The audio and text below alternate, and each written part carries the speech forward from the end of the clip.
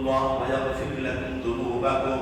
আল্লাহ পাক বলছেন নবী হে আপনি আপনার উম্মত আর উম্মতিদেরকে আপনি জানিয়ে দিন যারা বলে যারা আমি আল্লাহ রাব্বুল আলামিনকে ভালোবাসতে চাই, আমি আল্লাহ রাব্বুল আলামিনকে ভালোবাসতে চাই, তারা যেন আপনি রাসূল আপনার অনুসরণ করে, আপনারা যদি অনুসরণ করে তাহলে আমি আল্লাহ পাক তাকেও ভালোবাসবো এবং তার জিন্দেগীর গুনাহগুলিকে ক্ষমা করে দিব। এখানে একটা বিষয় আপনারা কি শুনতেছেন আমার কথা? কথা বুঝতেছেন? তাকবীর দেন তো, নারে তাকবীর। একটা বিষয় ভালোভাবে একটু বোঝার বিষয় এখানে। এখানে কিন্তু আল্লাহ রাব্বুল আলামিন বলছেন আল্লাহ পাক ভালোবাসবেন এবং গুনাহ করবে, গুনাহ ক্ষমা করে দিবেন। শর্তটা কি? আল্লাহ রাসূলকে শুধু ভালোবাসার কথা বলেন নাই, আত্মাবিউনি আল্লাহ রাসূলের অনুসরণ করতে হবে। শুধু ভালোবাসা, আল্লাহ রাসূলের অনুসরণ করা ছাড়া শুধু ভালোবাসা এটা আল্লাহ জাহান্নাম থেকে মুক্তি দিতে পারে না। শুধু ভালোবাসা আল্লাহ রাসূলকে শুধু ভালোবাসলো কিন্তু অনুসরণ করলো না, শুধু ভালোবাসা জাহান্নাম থেকে মুক্তি দিয়ে আল্লাহ জান্নাতে দিতে পারে না। এর প্রমাণটা কি করে? আল্লাহ রাসূল সাল্লাল্লাহু আলাইহি ওয়াসাল্লামের যে চাচা আবু তালেব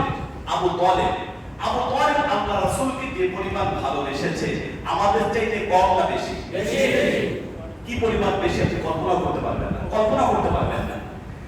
আবু তালেবের কাছে কাফের মুশরিকরা এসেছে। এই আবু তালেবের জীবদ্দশায় আল্লাহ রাসূলের উপর বড় ধরনের কোনো নির্যাতন কাফের মুশরিকদের বাচ্চারা করতে পারে না। কারণ সকলেই জানে যে আবু তালেব তার জীবন দিয়ে তার জাতিকে বেশি ভালোবাসে। হ্যাঁ, তারা জানে আমরা যদি মুহাম্মদের উপরে কোনো আঘাত করি তাহলে আবু তালেব আমাদেরকে ছেড়ে দিবে না। তখন তারা দলবদ্ধ হয়ে আবু তালেবের কাছে এসেছে।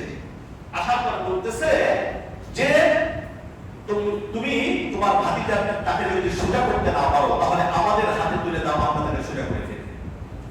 বলতে দেরি আবু তালেব গর্জে উঠে বলেছে তোমরা কি কথা বলছো, চিন্তা করেছো? কথাবার্তা সাবধানে তোমরা বলবা।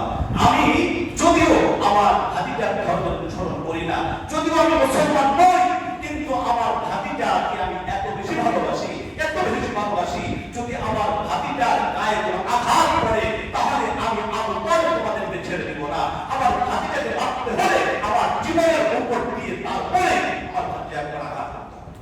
সুবহানাল্লাহ বলবেন না? কি পরিমাণ ভালোবাসে আবু তালেবের জীবদ্দশায় আল্লাহ রাসূলের উপর বড় ধরনের নির্যাতন কাফের মুশরিকদের বাচ্চারা করতে পারেনি। এই আবু তালেব যখন ইন্তেকালের সময় হয়ে গিয়েছে তখন রাসূল করিম সাল্লাল্লাহু আলাইহি ওয়াসাল্লাম তিনি দৌড়ে গেছেন, যে বলতেছেন ইয়া আম্মি, হে আমার চাচা, কুল লা ইলাহা ইল্লাল্লাহ হাজ্জুন লাকা ইনদাল্লাহি ইয়াওমাল কিয়ামা। আপনি একবারের জন্য কালিমাটা পড়েন, আমার কানে পড়েন। আমি কথা দিলাম হাজ্জুন লাকা ইনদাল্লাহি ইয়াওমাল কিয়ামা, কিয়ামতের দিন আল্লাহর সাথে ঝগড়া করে হলেও আপনাকে জান্নাতে নিয়ে যাবে। সুবহানাল্লাহ। একটা বারের জন্য আপনি কালিমাটা পড়েন। কিন্তু ওখানে আবু জাহেল এবং সাইবার গোষ্ঠী ছিল, তারা বলতেছে নেতা এতদিন তোমার অনুসরণ করছি, তোমার কথা শুনছি, আজকে তুমি মুহাম্মাদের কাছে মুহাম্মাদের ধর্ম নিয়ে গ্রহণ করে তুমি যদি চলে যাও, মহিলারা কিন্তু তোমাকে টিটকারি দিবে, আমরা কিন্তু তোমাকে টিটকারি দিব। তখন ইসলাম ধর্ম গ্রহণ না করে দুনিয়া থেকে চলে গিয়েছে। আমার মুসলমান ভাইরা, আল্লাহ রাসূল সাল্লাল্লাহু আলাইহি ওয়াসাল্লাম এতটা কষ্ট পেয়েছেন।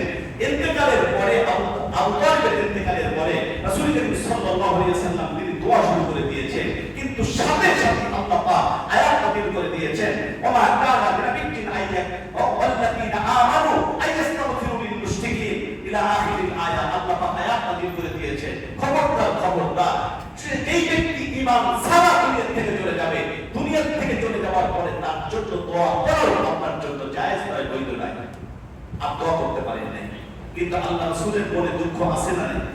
দুর্বল হবে আছে না নাই? আল্লাহ পাক আয়াত নাযিল করে দিয়েছেন, ইন্নাকা লা তাহদি মান আহবাবতা ওয়ালাকিন্নাল্লাহু ইয়াহদি মান ইয়াশা। আপনি যাকে ভালোবাসেন